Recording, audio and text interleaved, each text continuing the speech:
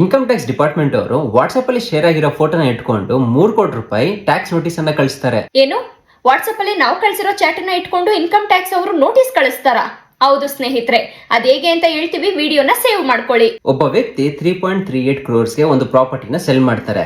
ಕೆಲವು ತಿಂಗಳ ನಂತರ ಯಾರು ಪ್ರಾಪರ್ಟಿ ತಗೊಂಡಿರ್ತಾರೋ ಅವ್ರ ಮನೆಗೆ ಇನ್ಕಮ್ ಟ್ಯಾಕ್ಸ್ ಅವರು ರೇಡ್ ಮಾಡ್ತಾರೆ.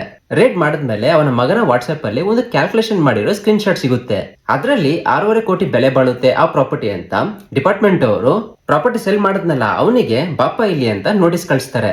ನೀನು ಪ್ರಾಪರ್ಟಿ ಸೆಲ್ ಮಾಡಿರೋದು 6.5 ಕೋಟಿಗೆ, ಬಟ್ ಇಲ್ಲಿ 3.38 crores ಅನ್ನ ವೈಟ್ ಅಲ್ಲಿ ತೋರಿಸಿದ್ಯಾ. ಇನ್ ಮಿಕ್ಕಿರೋ 3.17 crores ಅನ್ನ ನೀನು ಬ್ಲಾಕ್ ಅಲ್ಲಿ ಡೀಲ್ ಮಾಡ್ಕೊಂಡಿದ್ಯಾ. ಸೊ ಈ ಬ್ಲಾಕ್ ಅಲ್ಲಿ ಡೀಲ್ ಮಾಡ್ಕೊಂಡಿದ್ಯಲ್ಲ, ಈ 3.17 crores ಗೆ ನೀನು ಟ್ಯಾಕ್ಸ್ ಅನ್ನ ಕಟ್ಟು ವಿತ್ ಪೆನಾಲ್ಟಿ ಅಂತ ಹೇಳ್ತಾರೆ.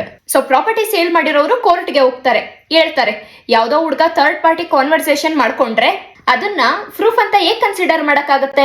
ಆ ಸ್ಕ್ರೀನ್ ಶಾಟ್ ಚೀಟಿನಲ್ಲಿ ಅವರ ಹೆಸರು ಇಲ್ಲ, ಯಾವುದೇ ರೆಫರೆನ್ಸ್ ಇಲ್ಲ, ಏನೂ ಇಲ್ಲ. ಸೊ ಫೈನಲಿ ಕೋರ್ಟ್ ಆ ಪ್ರಾಪರ್ಟಿ ಸೆಲ್ಲರ್ಗೆ ಫೇವರ್ ಆಗಿ ತೀರ್ಪನ್ನ ಕೊಡ್ತಾರೆ, ಡಿಮ್ಯಾಂಡ್ ಅನ್ನ ಕ್ಯಾನ್ಸಲ್ ಮಾಡ್ತಾರೆ.